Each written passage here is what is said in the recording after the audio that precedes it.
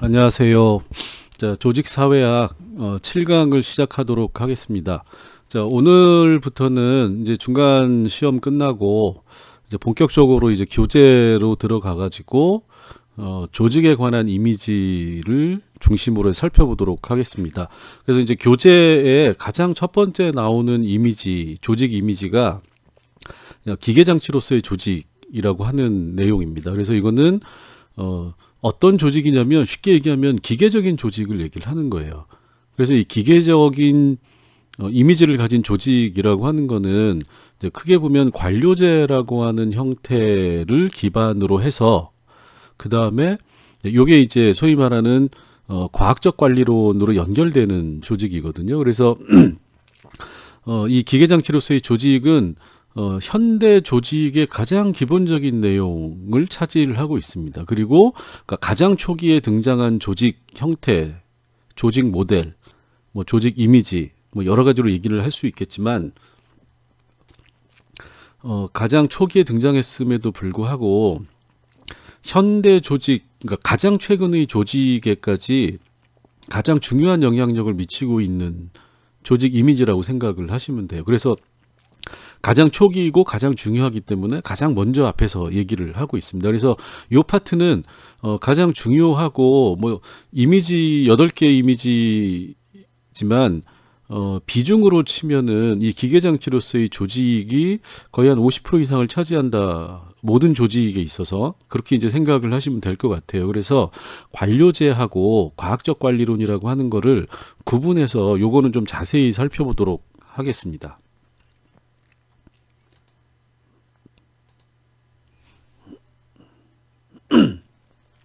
자, 기계장치로서의 조직을 살펴보기 전에 우리가 이제 그 중간고사 이전에는 스콧의 조직 유형 분류라고 하는 거를 가지고 조직 이론의 어떤 기본적인 개요를 살펴봤잖아요. 그래서 이 스콧을 우리가 이제 여태까지 공부한 거에 의한 기준 요거죠. 하나는 이 폐쇄냐 개방이냐, 그 다음에 합리냐 자연이냐. 그래서 인간 조직 성원에 대한 관점은 이렇게 이제 합리적과 자연적이라고 하는 거고, 그 다음에 이제 조직에 대한 관점은 개방적이냐 폐쇄적이냐, 이 두 가지 기준을 가지고 스콧이라고 하는 사람이 조직의 유형을 분류를 이제 했는데, 그래서 이제 네 가지 유형으로 분류를 한 거죠. 근데 이제 모건은 우리가 이제 교재를 하고 있는 이 책에서는 8가지 이미지를 얘기를 해요. 그래서 미리 이제 살펴보면 기계장치, 그 다음에 이게 이제 제일 중요한 거고, 두 번째로 유기체, 이게 두 번째로 중요한 거고, 그 다음에는 이제 현대적인 조직에 있어서 다양한 조직의 이미지를 얘기를 하고 있어요. 그래서 요 기계장치하고 유기체가 제일 중요하고, 그 다음에 이제 세 번째, 그 다음에 네 번째, 그 다음에 다섯 번째, 여섯 번째, 일곱 번째, 뭐 여덟 번째, 이렇게 해가지고 다양한 형태의 조직들을 얘기를 하고 있는데, 우리가 가장 먼저 살펴볼 것은 이 기계장치, 이게 첫 번째 이미지죠. 그리고 이 기계장치는 모건이 얘기하는 기계장치로서의 조직이라고 하는 거는 스콧이 얘기하는 합리적이고 폐쇄적인 요 유형의 가장 전형적인 거로 생각을 하시면 됩니다. 그러니까 기계장치로서의 조직이라고 하는 거는 스콧이 얘기하는 폐쇄형, 조직에 대한 관점은 폐쇄적이고 인간에 대한 관점은 합리적이라고 하는 이 두 가지 가정을 공유하는 게 바로 모건의 기계장치다라고 생각을 하시면 기계장치로서의 조직을 이해하시기가 훨씬 더 쉬울 거예요. 자, 그러면 여기 이제 제목이, 이거 제가 적은 게 아니라 모건이 적은 거예요. 기계화의 주도로 돼 있어요. 그러니까 기계장치로서의 조직이라고 하는 거는 뭐냐면, 기계화의 주도는 결국 기계 중심, 그러니까 조직을 기계 중심으로 생각한다. 결국 이건 무슨 얘기죠? 조직을 기계, 하나의 조직이라고 하는 거를 기계로 본다. 기계라고 하는 거는 정교하게 짜여진 어떤 체계성, 이라고 하는 거를 강조하는 거죠. 이게 체계성이라고 하는 결국 합리성이라고 하는 거와 동일한 얘기가 되는 겁니다. 그래서 이제 이걸 우리가 합리 모형이라고도 불러요. 자, 그러면 조직이라고 하는 거는 여기 이제 기계가 있고 인간이 있는 거잖아요. 그러면 조직이라고 하는 거는 기본적으로는 인간들이 모여가지고 조직을 만드는 거죠. 왜? 목적을 달성하기 위해서. 이거 이제 계속 했던 얘기죠. 즉, 인간들이 어떤 특정한 공통의 목적을 달성하기 위해서 조직을 만드는 거죠. 그리고 이 조직을 운영하는 과정에서 이 기술이라고 하는 게 들어갑니다. 그리고 합리성이라고 하는 거를 달성하는, 즉 효율성이 되는 거죠. 아이고. 네, 페이지가 넘어가 버렸네요. 네. 자, 그래서 합리성이라고 하는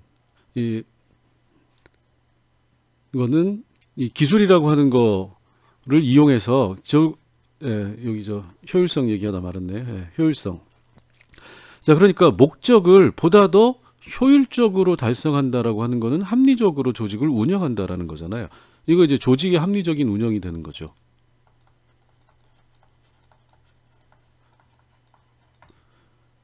자, 그런데 이제 이렇게 생각을 하시면 돼요. 여기 이제 주인과 노예의 변증법이라는 말을 써놨는데 이게 이제 무슨 얘기냐면, 요 얘기를 하는 거예요. 인간들이 공통의 목적을 달성하기 위해서 조직을 결성을 하는 거죠. 그래서 조직을 운영을 해요. 자, 근데 이 조직이 보다 더 효율적이고 합리적으로 운영될 수 있도록 하는 어떤 조직의 체계라고 하는 것을 만들어가는 겁니다. 자, 그럼 이 조직 체계라고 하는 거는 합리성이라고 하는 거를 극도로, 합리성을 계속적으로 추구를 하는 거예요. 자, 근데 그러다 보면 어떤 문제가 생기냐면, 인간이라고 하는 거는, 이렇게 한자로 쓸게요. 인간이라고 하는 거는 두 가지 측면을 가지고 있죠. 합리적인 측면이 있고, 두 번째로는 비합리적인 측면이 있어요. 이건 모든 사람들에게 공통적인 거죠. 합리적이라고 하는 거는 이성적으로 생각하고 판단하는 것. 자, 비합리적이라고 하는 거는 감정적이고 정서적으로 행동하는 것. 이런 두 가지 측면을 인간은 가지고 있는데 조직이 합리성만을 추구하는 형태로 바뀌게 된다는 겁니다. 자, 그러면 어떤 결과가 오는 거죠? 인간이 조직에 적응을 못하는 문제가 생겨요. 자, 그럼 어떻게 되죠? 조직에서 인간이 소외되는 겁니다. 자, 기계화의 주도라고 하는 거는 스콧이 얘기한 이 폐쇄적이고 합리적인 모델인 거잖아요. 조직 모형 자체가. 자, 그럼 이 논리를 조금 전에 얘기한 거로 이제 비추어서 생각을 해보면 이렇게 되는 거예요. 자, 원래 이제 이 주인과 노예의 변증법을 설명드리면, 이거는 이 프리드리히 헤겔이라고 하는 사람이 이 정신현상학이라고 하는 책에서 한 얘기예요. 헤겔의 정신현상학에서 이 변증법이라고 하는 걸 설명하면서 주인과 노예를 예를 든 겁니다. 그래서 이제 이게 이해가 되는 거고, 이거는 결국 변증법이라고 하는 거를 설명하기 위한 예인데, 자, 이렇게 되는 거예요. 자, 두 부족이 있어요. 약간 이제 각색을 해서 설명을 드릴게요. 두 부족이 있는데 이 부족이 서로 전쟁을 해요. 전쟁을 해가지고 한쪽이 그럼 당연히 승자가 있고 패자가 있겠죠. 승패가 갈립니다. 자, 그럼 일반적으로 예전에 고대 사회에서는 승패가 갈리면 어떻게 되는 거죠? 전쟁에 이긴 쪽이 모든 걸 차지하고 패한 쪽은 모든 걸 잃게 되는 거죠. 자, 모든 걸 잃는다는 거는 패한 쪽은, 자, 이긴 쪽이 이 사람들을 전부 다 뭐로 쓰는 거죠? 노예로 쓰는 거예요. 노예로. 자, 그러면 이쪽은 승자고, 승자라고 하는 거는 우리가 단순하게 생각하면 훨씬 더 뛰어난 면을 가지고 있기 때문에 전쟁에서 이겼다라고 볼 수가 있는 거죠. 이쪽이 훨씬 더 뛰어나고 이쪽이 이 사람보다는 덜 뛰어났기 때문에 전쟁에 진 겁니다. 그래서 이 뛰어난 쪽이 주인이 되는 거예요. 이게 주인이 되고 진 쪽이 노예가 되는 겁니다. 이런 관계가 형성이 되죠. 전쟁의 결과로. 자, 그런데 이 관계가 어떻게 유지되는지를 한번 생각을 해보세요. 자, 노예라고 하는 존재는 어떤 존재인 거죠? 주인의 모든 거를 보살피고 돌보고 힘든 거 모든 일을 다 대신해주는 사람, 이렇게 되는 거죠. 주인은 본인이 하지 않고 모든 거를 노예에게 맡기게 되는 겁니다. 자, 그러면 이런 주인과 노예의 관계가 지속이 되면 한 10년 정도 이렇게 살았다고 봐요. 자, 그러면 10년 후에 주인이라고 하는 사람은 원래는 전쟁에서 이길 정도로 뛰어난 사람이고 뛰어나지 못했기 때문에 져서 노예가 된 사람인데, 이제는 주인은 10년 후에는 뭐냐면 본인 스스로는 아무것도 할 수 없는 사람이 돼버려요. 왜? 자기가 하는 게 아니라 다 노예를 시켰으니까. 자, 노예는 어떤 사람이 되는 거죠? 모든 걸 다 잘할 수 있는 사람이 돼버리는 겁니다. 관계가 역전이 되는 거예요. 역전. 노예가 더 뛰어난 사람이 되는 거죠. 이게 이제 변증법이라고 하는 거는 이 관계의 내부에서 새로운 관계가 등장한다, 이런 얘기를 이제 설명하기 위해서 이 해겔이 한 얘기인데, 이거를 우리가 기계와 인간이라고 하는, 자꾸 넘어가네요. 여기에 이제 대응을 해가지고 이해를 해보면 이런 얘기가 되는 겁니다. 자, 인간이 공통의 목적을 달성하기 위해서 조직을 만들었는데, 이 조직은 자기의 조직 목적을 달성하기 위해서 합리성과 효율성을 지속적으로 추구한다라는 거예요. 자, 그러면 합리성과 효율성을 지속적으로 추구하게 되면 아까 말씀드렸듯이 인간의 소외라고 하는 현상이 발생을 하게 되는 거죠. 그러면 주체와 객체가 전도가 돼버리는 겁니다. 어느 순간에. 자, 인간은 아까 말씀드린 것처럼 합리적인 측면뿐만 아니라 비합리적인 측면을 많이 가지고 있기 때문에 조직 자체가 완전히 합리성만을 추구하게 되면 인간은 거기에서 그 조직에서, 즉 인간 소외가 조직 소외, 조직 내에서의 인간 소외라고 하는 현상이 발생하게 된다라는 거죠. 자, 그럼 어떻게 되죠? 모든 게 노예였던 기계 중심, 기계적 조직 중심으로 조직이 움직인다라는 겁니다. 거기서 인간은 중요하지 않은 존재가 돼버린다라는 거예요. 결과적으로. 자, 그럼 시작은 어떻게 됐죠? 인간이 자기들의 목적을 달성하기 위해서 조직을 만들었는데, 그 조직이 합리성과 효율성을 추구하다 보니까 결과는 뭐죠? 기계적인 조직이 중심이 되고 인간은 바깥으로 밀려나 버렸다는 겁니다. 이게 기계화의 주도의 가장 큰 특징이에요. 즉, 이 기계화의 주도, 기계적인 조직 모델에서는 인간은 중요하지 않은 존재다, 이렇게 돼버리는 겁니다.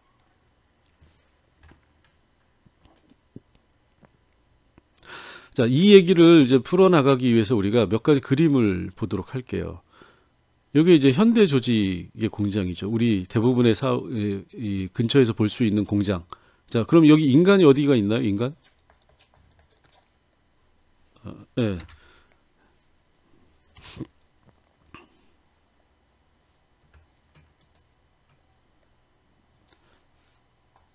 인간이 보이질 않아요. 근데 우리가 가장 효율적인 조직이라고 현대에서 얘기하면 전부 다 자동화된 시스템을 얘기를 하죠. 자, 요새는 뭘 얘기하죠? 4차 산업혁명 얘기하죠. 자, 4차 산업혁명에서 가장 많이 우리나라에서 얘기하는 게 뭐죠? AI 얘기하죠. 빅데이터 얘기하죠. 센서 얘기하죠. 전부 다 기계적이고 기술적인 거를 얘기를 하는 겁니다. 자, 그러면 인간이라고 하는 게 어디에 들어가 있느냐? 없다라는 거예요. 이 안에는. 자, 그래서 기계화 주도의 조직 모델이라고 하는 거는 기본적으로 1. 인간 배제적 모델이다라는 겁니다. 두 번째로는 인간을 기계로 보는 모델이다. 이게 이제 이 기계로서의 조직 이미지의 가장 중요한 핵심적인 특징이라고 보시면 돼요. 이 얘기를 하기 위해서 이제 이걸 보여드리는 겁니다. 자, 그런데 공장뿐만이 아니라 사무실에서도, 자, 아까 이제 지금 4차 산업혁명 AI 뭐 이런 얘기 했죠. 자, 이런 얘기하면 바로 나오는 얘기가 뭐죠? 이제는 사무실에서 일을 하는 이 사람들이 전부 다 뭘로 대체가 되나요? AI로. 그래서 가장 AI로 대체되기 쉬운 직업, 변호사, 회계사, 의사, 이런 얘기를 하는 거잖아요. 갈수록 공장에서 인간을 몰아낸 거는 이미 오래됐다라는 거예요. 그러니까 공장 조직이라고 하는 게 기계적 조직으로 변한 지는 굉장히 오래됐고, 이런 변화는 상당히 오랫동안 이루어졌는데, 최근의 기술 변화는 이제 뭐죠? 사무실 조직. 이것도 어떻게 만들어가는 거죠? 기계적 조직으로 만들어간다는 겁니다. 달리 얘기하면 기계화가 모든 조직 모델의 기준이 되어가고 있다. 이렇게 이제 생각을 하시면 되는 거죠. 그래서 이제 기계화 조직이 현대에서는 굉장히 여전히 중요하다라는 거고, 자, 요거는 뭐죠? 맥도날드 뭐 이런 패스트푸드죠. 전형적인 서비스입니다. 자, 서비스도 요새 뭐 코로나라고 하는 게 계기가 됐지만, 자, 무인 매장이라고 하는 게 등장을 하는 거잖아요. 자, 무인 매장 뭐죠? 인간이 없는. 자, 그러면 아까 얘기한 인간 배제 모델이 이제는 뭐죠? 공장에 이어서. 자, 여기 써놨어. 이거 1. 공장에서 인간은, 공장 조직이 기계적 조직으로 되어가고, 2. 사무실 조직이 기계적 조직으로 되어가고, 3. 서비스 조직. 서비스라고 하는 거야말로 인간 중심의 조직이어야 되는데, 이것도 기계적 조직으로 변해가고 있다는 겁니다. 그러니까 우리가 스콧이 얘기했던 이 모형 1, 2, 3, 4로의 변화는 이게 대체 관계가 아닌 거예요. 1이라고 하는 게 이렇게 쭉 가고 있는 거고, 이거에 대항해서 어느 순간부터가 2라고 하는 모형, 1 모형이죠. 2라는 모형이 등장을 한 거고, 여기에 또 대항해서 새로운 3이라는 모형이 등장을 한 거고, 최근 들어서 이제는 4라고 하는 유형이 얘기가 되고 있는 건데, 결과적으로는 이 네 가지 유형이 다 병존하고 있다는 겁니다. 병존. 그런데 현실에서 가장 지배적인 영향력을 미치는 것은 결국 1번이다. 기계적인 모델이다. 그래서 이 기계적 모델이라고 하는 고전적인 조직 형태가 굉장히 중요하고, 현대 조직을 이해하는 데 있어서 이 기계적 조직을 이해하지 못하면 현대 조직을 이해할 수 없다라는 겁니다. 자, 그래서 이제 앞에서 그림으로 보여드렸던 걸 요약하면 이렇게 되는 거예요. 조직 생활이라고 하는 게 생산직은 공장 조직을 중심으로, 사무직은 당연히 사무실 조직, 사무조직이라고 하는 좀 어색한 표현이긴 하지만 이렇게 이해를 하고, 서비스라고 하는 거는 이 다양한 형태의 대인 서비스라고 하는 것 중심으로 이렇게 돼 있는데, 이 전부, 이 모든 영역에서 기계적 조직이 현대 조직의 중심으로 작용을 하고 있다는 겁니다. 자, 그러면 여기서 이제 우리가 생각할 수 있는 게, 도대체 기계적 조직이라고 하는 거는 이게 뭐냐라는 거예요.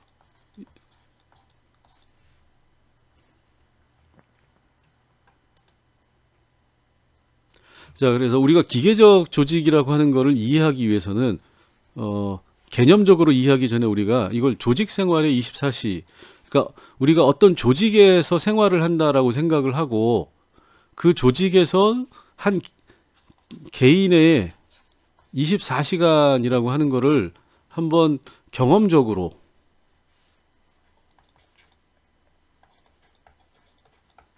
생각을 해보면 이렇게 된다라는 겁니다. 자, 이제 제가 이제 주로 가장 대표적으로 들어가는 게 공장이긴 하지만, 공장이건 사무실이건 맥도날드건 아니면 롯데리아건 아니면 뭐가 있을까요? 스타벅스건, 대부분의 조직이라고 하는 형태를 띠고 있는 이 집단, 인간 집단이라고 하는 거는 자, 지금 어떻게 움직이죠? 모든 사람들은 조직의 규정과 규칙에 영향을 받아요. 이게 가장 중요한 겁니다. 자, 우리가 이제 회사의 경우에는 이거를 뭐라고 얘기하냐면 사규라고 얘기를 해요. 이게 회사의 법률이라고 하는 거와 똑같은 거죠. 그래서 모든 조직이라고 하는 거는 규정과 규칙을 기본적으로 가지고 있어요. 자, 이 규정과 규칙에 의거해서 모든 조직이 계획이라고 하는 걸 세웁니다. 체계화라고 이해를 하시면 돼요. 뭐의 체계화냐? 활동의 체계화. 조직 활동의 체계화. 자, 계획을 세우는데 이 계획을 수행할 때 뭘 따라서 하는 거죠? 수행 매뉴얼이라고 하는 게 존재해요. 자, 심지어는 우리가 코로나 대응 매뉴얼이라고 하는 거죠. 그러니까 현대 조직은 모든 게 매뉴얼화되어 있다는 거예요. 자, 매뉴얼이라고 하는 건 다른 말로 하면 결국 규정과 규칙을 얘기를 하는 겁니다. 자, 그래서 이 매뉴얼에 따라서 매뉴얼을 얼마나 잘 수행할 수 있는가라고 하는 거를 우리가 수행 훈련을 하는 거죠. 이 훈련은 그래서 뭐에 기초하에 있느냐? 매뉴얼에 기초해 있다는 거예요.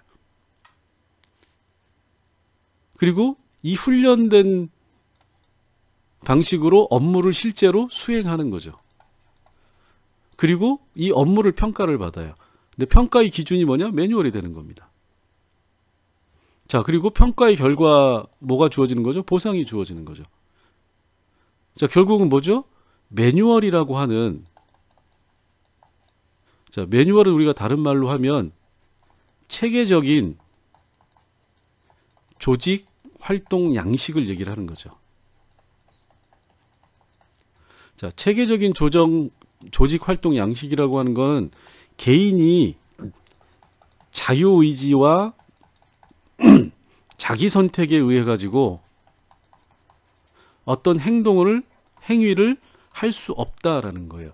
뭐에 따라서 해야 되느냐? 체계화된 조직 활동 양식, 즉 고정화된 방식으로 개인이 활동을 해야 된다. 자, 그러면 이제 여기서 이렇게 생각을 하는 거죠. 아니, 개인이라고 하는 건 인간인데, 인간이라고 하는 게 기본적으로 자유의지에 따라서 자기 선택을 하고 그에 따른 행위를 하는 게 인간인데, 규정과 규칙에 의해서 정해진 대로 어떤 조직 내에서 활동을 하면 이게 인간이라고 볼 수 있냐? 없다. 이건 뭐로 봐야 되느냐? 자꾸 넘어가네요. 네.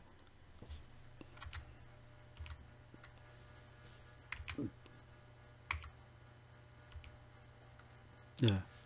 자, 그러면 이거는 인간이 아니라, 죄송합니다. 네. 네, 이제 됐네요. 이건 인간이 아니고 기계 인형으로 봐야 된다. 더 이상 이거는 인간이 아니다라는 겁니다. 그래서 모건이 이거를 뭐죠? 기계 장치로서의 조직이라고 본 거예요. 그러니까 인간이 조직을 만들어서 이 조직의 효율성을 추구하고 이 효율성이 체계화되고 이게 규정과 규칙이 되고 이 규정과 규칙에 따라서 인간이 고정된 활동을 한다. 그러면 이렇게 되는 순간 이때의 인간은 더 이상 뭐가 되느냐? 인간이 아니라 기계장치가 된다. 그러면 이 조직은 인간의 조직이 아니라 기계장치처럼 움직이는 인간들의 조직이다. 근데 이게 현대 조직의 기본이다. 이렇게 보는 겁니다.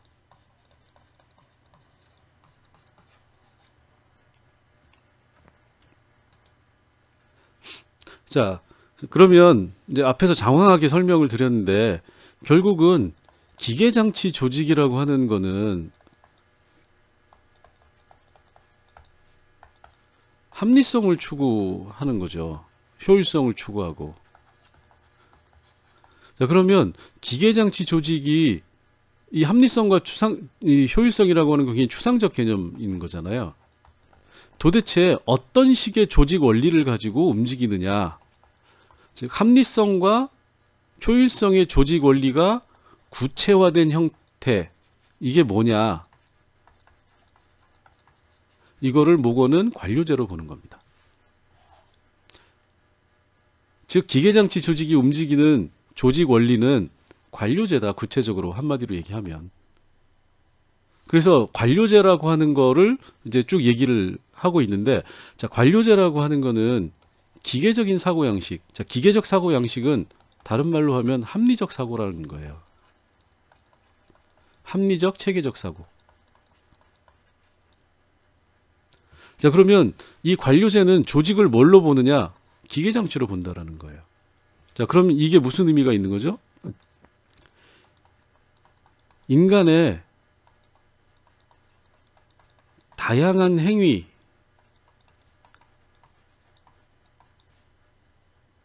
인정하지 않는다. 왜? 이거는 뭐죠? 비합리적 행위다라고 보는 거예요. 즉 뭘 부정하느냐? 다양성을 부정하는 겁니다. 즉 조직 목적을 달성하는 거는 최고 유일의 방식이 존재하고, 이 방식이 어떻게 되는 거죠? 규정과 규칙이 되고, 인간들은 이 규정과 규칙에 따라서만 움직여야 된다라고 생각하는 게 바로 관료제다. 자, 그래서 이 관료제라고 하는 거는 효율성을 추구하고, 자, 신뢰성을 추구한다라는 거예요. 자, 신뢰성을 추구한다라고 하는 거는 인간에 관한 신뢰가 아니에요. 행위의 지속성에 대한, 즉 고정된 행위에 대한 신뢰가 되는 거죠. 자, 그러면 이건 뭐죠? 예측 가능할 수 있다라는 거예요. 왜 예측 가능하죠? 동일한 행위가 지속되기 때문에. 어떤 하나의 행위를 A라는 시점에서 보면 이게 시간이 흐른 뒤에도 역시 A라는 행위가 이루어질 거라고 우리가 예측할 수 있는 거잖아요. 관료제에서는 이게 중요하다는 겁니다. A라는 행위를 했다가 어때는 B라는 행위를 하고 언제는 또 C라는 행위를 하면 이거 신뢰가 떨어진다고 보는 거죠. 그리고 예측 가능하기 위해서는 결국 뭐죠? 모든 조직 활동 자체가 계산 가능해야 된다는 겁니다. 그래서 이런 관료제적 원칙이 가장 잘 반영되어 있는 게 바로 군대예요. 자, 군대에 있는 군인들이라고 하는 개인이죠. 어떤 존재죠? 인형 같은 존재죠. 인형. 자, 돌격 앞으로 그러면 어떻게 되죠? 앞에서 폭탄이 떨어지거나 총알이 날아오거나 상관없이 가서 내가 여기 가면 총을 맞고 죽는다라고 하는 거를, 죽음을 인지하고도 그 생각을 하지 않고 돌격을 해야 되는 거죠. 그럼 사실은 굳이 사람을 거기 놓을 필요 없는 거잖아요. 사람처럼 움직일 수 있는 자동 인형이 있으면 군인 대신에 인형을 쓰면 되는 건데, 인간처럼 움직이는 자동 인형이 없기 때문에 인간을 여기에 투여를 하고 이 인간을 자동 인형으로 취급을 하는 겁니다. 이게 관료제적 모형이다. 자, 그래서 이 기계적 조직이라고 하는 게 예전에 이게 이제 이 중세로 가면 자율성이 훨씬 더 높았어요. 그러니까 조직을 기계적으로 운영하기 위한 조직 기술이라고 하는 게 굉장히 수준이 낮았기 때문에, 그래서 수공업 단계를 거치고 산업혁명을 거치고 매뉴팩처를 거치고 분업을 하고 기계제 대공업이라고 하는 현대적 조직이 출현하는 과정은 다른 말로 하면 효율성의 지속적 추구, 그리고 이거는 뭐죠? 인간 배제의 과정이다. 또는 인간의 기계화 과정 이다라고 생각을 하시면 되는 겁니다. 그래서 관료제, 이게 다른 말로 하면 결국 관료제 원칙이라고 하는 게 지속적으로 확대되어 왔다. 자, 그래서 여러분들이 가만히 생각을 해보세요. 조직의 뭐 다양한 형태가 어쩌고 막 얘기를 해보지만, 당장 관청에 가면 굉장히 관료적으로, 이건 뭐 관청 자체가 관료죠. 관료적인 행위를 하고 있어요. 기업에 가도 대부분의 기업들은 마찬가지로 관료적인 방식으로 움직입니다. 학교도 마찬가지예요. 대학교도 마찬가지예요. 관료적인 방식으로 움직여요.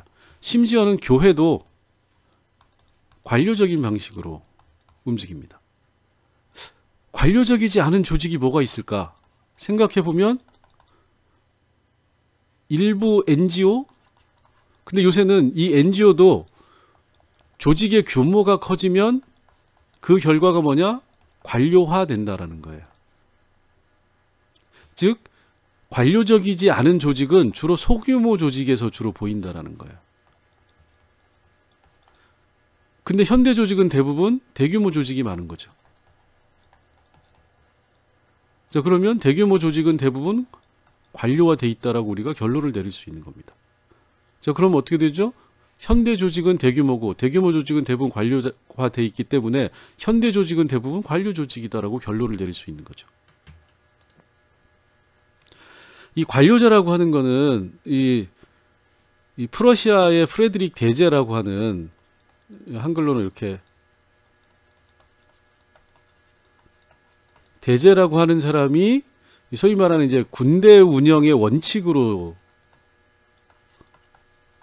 이거를 이제 주로 활용을 했어요. 그래서 이 사람이 군대를 운영했던 원칙이 기계적 조직화의 아이디얼 타입, 프로토타입이라고 볼 수가 있는 겁니다. 자, 그래서 이 사람은 군대를 어떻게 움직였냐면 기계장치처럼 개인들은 생각하지 않는다예요. 누가 생각하느냐? 지휘관, 장군이 생각한다라는 겁니다. 자, 그럼 어떻게 되죠? 전투를 기획하고 하는 거는 지휘관이나 장군이라는 리더라고 하는 집단이 하고, 실제 실행은 누가 하는 거죠? 군인들이 하는 거죠. 자, 이걸 우리가 과업의 전문화라고 보는 거예요. 자, 그 다음에 이 과업의 전문화를 위해서는 뭐가 필요하냐면 위계라고 하는 게 필요해요. 리더는 군인, 개인 군인보다 높은 위치를 갖는. 자, 그 다음에 군인들이 개별 개인들이 어떻게 행동하는지를 표준화시켜서 표준화된 거를 규칙으로 만들어 놓는 겁니다. 그리고 이 만들어진 규칙을 개인들에게 숙지시키는 게 훈련이 되는 거죠. 그리고 이 모든 과정을 계획적으로, 자, 계획적이라고 하는 거는 합리적으로 수행한다라는 거예요. 자, 그러면 이게 지금의 시청, 도청, 청와대, 정부가 움직이는 방식하고 하나도 다르지 않다라는 겁니다. 그래서 관료제라고 하는 거는 굉장히 역사가 오래돼 있고 지속적으로 발전해서 현대 조직의 원형으로 자리 잡고 있다라고 우리가 얘기를 할 수가 있는 겁니다. 자, 그 다음에 이 관료제에 대해서 막스 베버가 산업화 이후에 이 산업자본주의를 분석하면서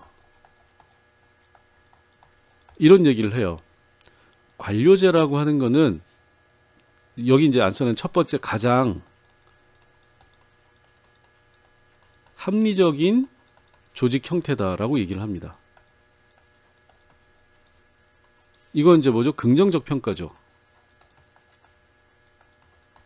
근데 관료제를 얘기하면서 두 번째로 뭐를 얘기하냐면 관료제는 인간의 정신과 자율적 행위 능력을 잠식한다. 이건 뭐죠? 부정적 평가죠.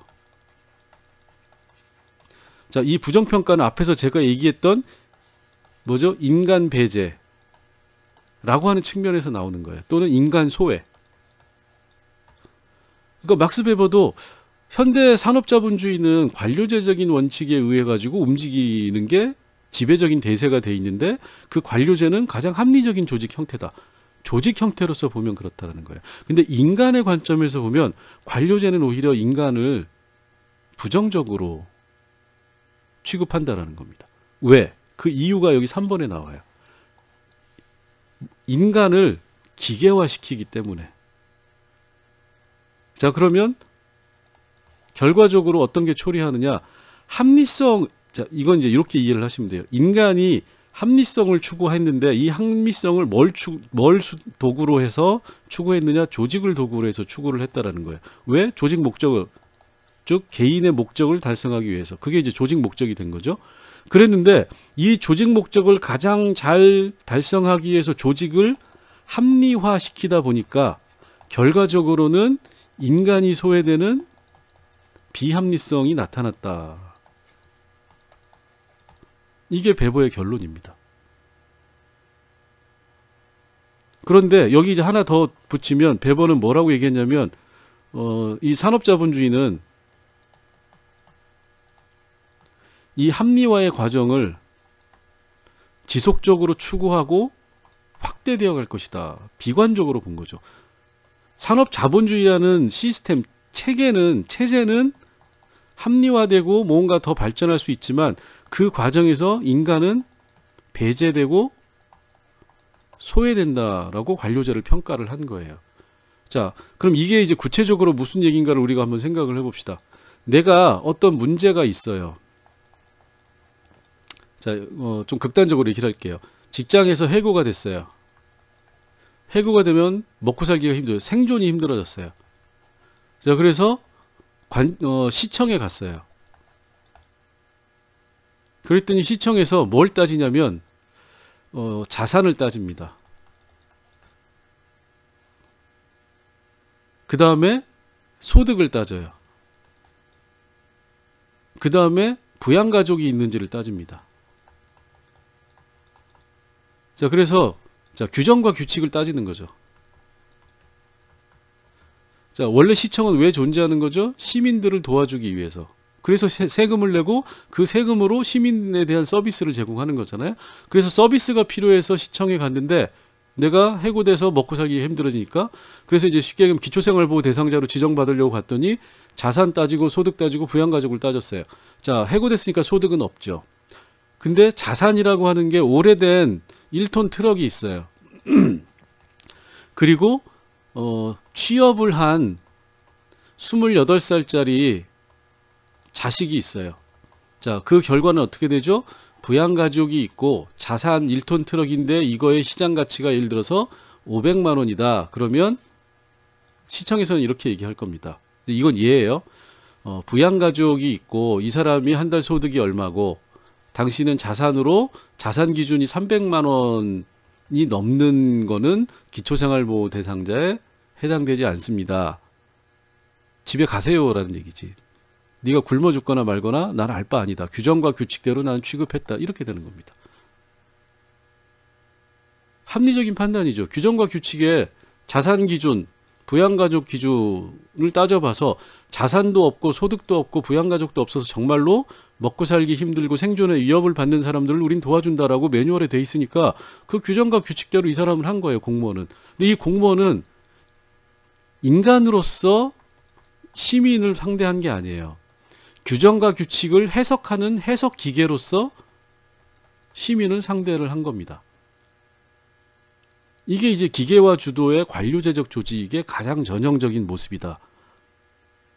그래서 우리가 관료제라고 하는 개념을 많은 사람들이 부정적으로 받아들이고 있잖아요. 역설이죠. 가장 현대 조직이 많이 수용하고 운영하는 조직 원칙과 모형이 관료제인데 굉장히 많은 사람들은 관료제라고 하는 것 자체를 굉장히 부정적으로 생각한다라는데, 그럼 왜 그런 부정적인 생각이 왔느냐? 이런 측면, 베버가 얘기한 이런 측면에서 기인한다. 이렇게 볼 수가 있는 겁니다. 자, 이 관료제라고 하는 거는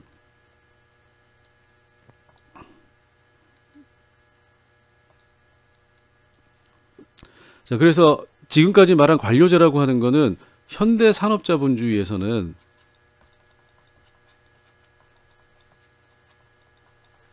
두 가지 의미가 있어요. 하나는 이론적인 측면. 이론적인 측면에서는 소위 말하는 고전 조직 이론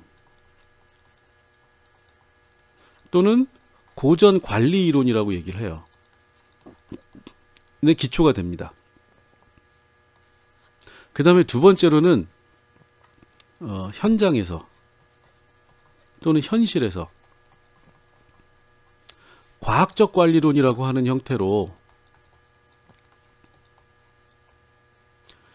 실천적으로 활용이 돼요.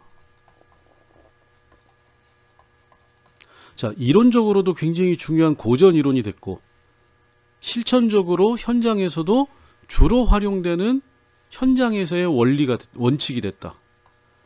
그래서 관료제론이라고 하는 게 조직 이론에서 굉장히 중요하다라는 겁니다.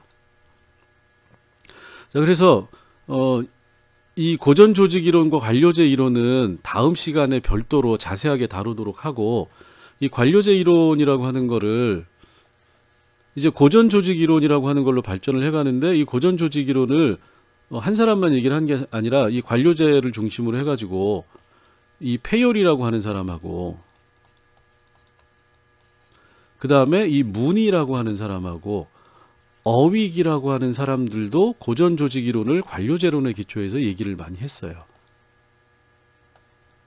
그래서 이게 이제 고전 조직 이론의 우리가 얘기하면 시조, 할아버지가 되는 거죠. 그리고 이런 이론들이 경영 조직 또는 조직 운영에 이제 반영이 됐는데, 이게 이제 현대 조직에도 마찬가지라는 거예요. 달라진 게 없다라는 거예요. 자, 그러면 이 관료제라고 하는 게 경영 조직에 어떤 측면이 반영됐느냐? 계획적으로, 자, 합리적으로, 이건 전부 다 한마디로 얘기하면 합리적이라고 볼 수가 있어요. 근데 이 합리적은 무엇을 추구하느냐? 효율성을 추구하는. 자, 그래서 조직 운영을 할 때 계획적으로 조직을 운영한다. 계획적이고, 그 다음에 조직이라고 하는 건 이제 일정한 체계를 얘기를 하는 겁니다. 체계를 갖춘다. 이게 조직 구조가 되는 거죠. 앞에서 이제 우리가 다 살펴봤죠. 그 다음에 지휘 명령이라는 위계를 갖는다. 그 다음에 그거에 따라서 실질적으로 통제를 한다. 컨트롤을 한다라는 거예요. 조직을. 어떻게? 기계처럼. 자, 그래서 이 경영 조직이라고 하는 관료제적 조직은 조직 설계가 뭐하고 똑같냐? 기계를 설계하는 거와 똑같다. 그러면 결국 뭐죠? 결론이 조직은 한마디로 얘기하면 기계다라고 보는 거예요. 그리고 이런 게 최신 경영 기법에도 마찬가지로 기계적인 방식으로 성과를 관리하는 목표 관리제. 그 다음에 여기 이제 PPBS라고 하는 게 뭐죠? 계획, 프로그래밍, 설계. 그 다음에 버제팅 시스템이니까 예산의 합리적 활용 시스템이 되는 거죠. 그 다음에 경영정보 시스템.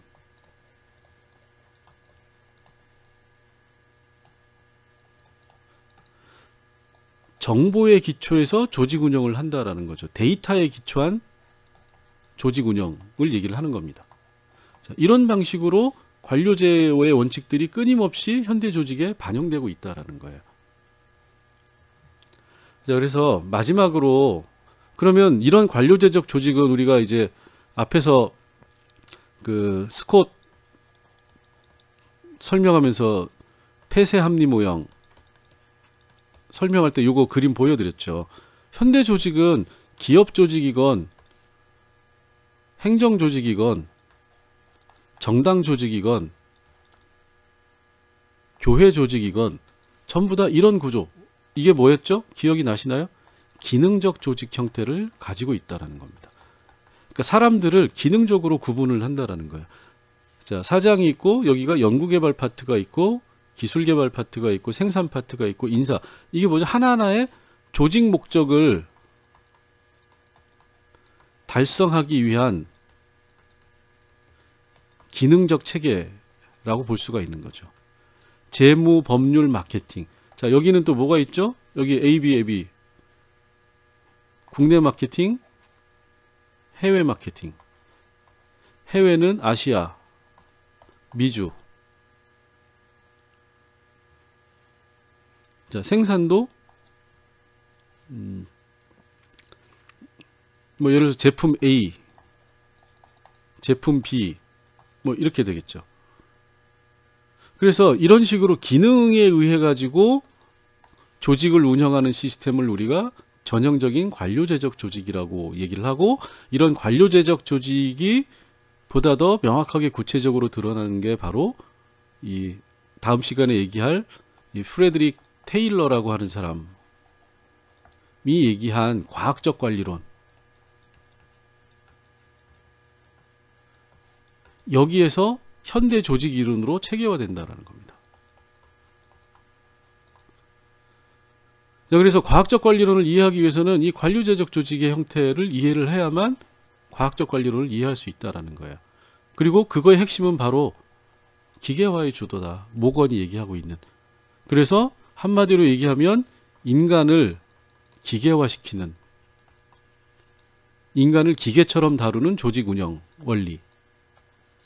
이거를 우리가 관료제, 기계화 이렇게 이해를 하시면 될 것 같네요. 자, 오늘은 중간고 시험 끝나고 첫 시간이니까 요렇게 하고, 다음 시간이 이제 요거는 일종의 서론이라고 생각을 하시면 돼요.